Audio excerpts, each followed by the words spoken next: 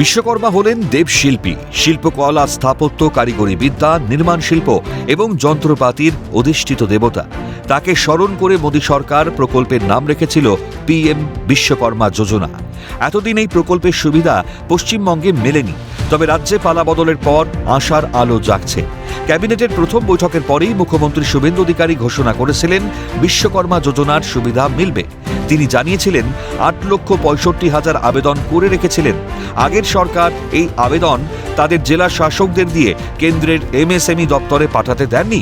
আমরা দ্রুত সেই 8,65,000 আবেদন পত্রকে পাঠানোর ব্যবস্থা নিলাম।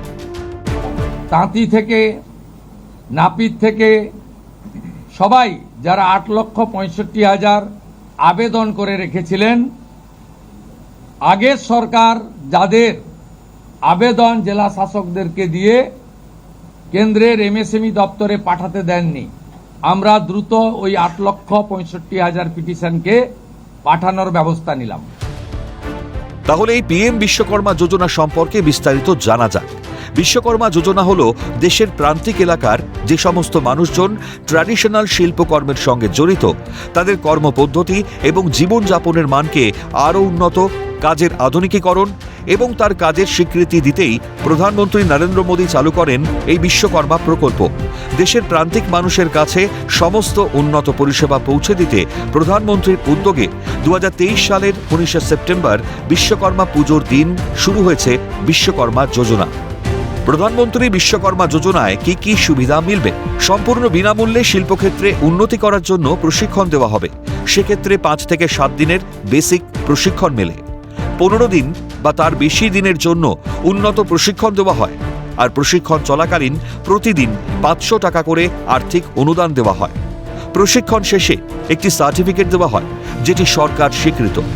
আধুনিক যন্ত্রপাতি বা সরঞ্জাম কেনার জন্য ভাউচারের মাধ্যমে আর্থিক সহায়তা প্রদান করা হয়।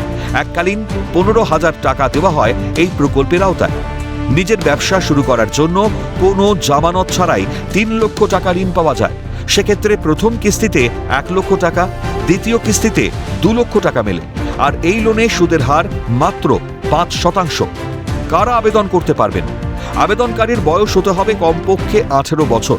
আবেদনকারীকে কামার, কুমোর, মুচি, স্বর্ণকার, রাজমিস্ত্রি বা যে কোনো পেশার সঙ্গে যুক্ত থাকতে হবে। পরিবারের যে কোনো একজন সদস্য এই প্রকল্পে আবেদন করতে পারবে। সরকারি কর্মচারী হওয়া যাবে না। বিগত 5 বছর ধরে কোনো রকম ঋণ প্রকল্পের আওতায় অন্তর্ভুক্ত থাকা যাবে না। কিভাবে আবেদন? এই প্রকল্পে অনলাইনে এবং অফলাইন দুভাবে আবেদন করা যায়। অনলাইনে আবেদন করতে গেলে প্রথমে ব্রাউজারে গিয়ে বিশ্বকর্মা যোজনার অফিসিয়াল পোর্টাল pmvishwakarma.gov.in সেখানে যেতে হবে। নতুন আবেদনকারী হলে সেখানে গিয়ে রেজিস্ট্রেশন সম্পন্ন করতে হবে। এরপর আধার কার্ডের KYC সম্পন্ন করতে হবে। তারপর আবেদন ফর্মটি নিজের সমস্ত ব্যক্তিগত তথ্য দিয়ে পূরণ করতে হবে। এরপর যাবতীয় ডকুমেন্টগুলো যেমন আধার কার্ড, রেশন কার্ড, ঠিকানার প্রমাণপত্র, পাসপোর্ট সাইজের রঙিন ছবি আপলোড করে সাবমিট করতে হবে।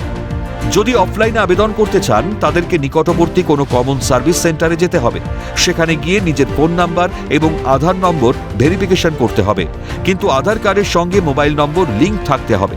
ভেরিফিকেশন হলে বায়োমেট্রিকের মাধ্যমে আবেদন করতে পারবেন। বাংলার বিধানসভা নির্বাচনে ভোট প্রচারে এসে প্রধানমন্ত্রী মোদী 10 গ্যারান্টি সহ বিশ্বকর্মা যোজনা চালু করার কথা ঘোষণা করেছিলেন। প্রধানমন্ত্রী জানিয়েছিলেন, বিজেপি পশ্চিমবঙ্গে ক্ষমতায় এলেই চালু হবে বিশ্বকর্মা যোজনা। এবার নির্বাচনের আগে দেওয়া প্রতিশ্রুতিগুলো একে একে রক্ষা করছে বাংলার নতুন সরকার। ক্যালকাটা নিউজ।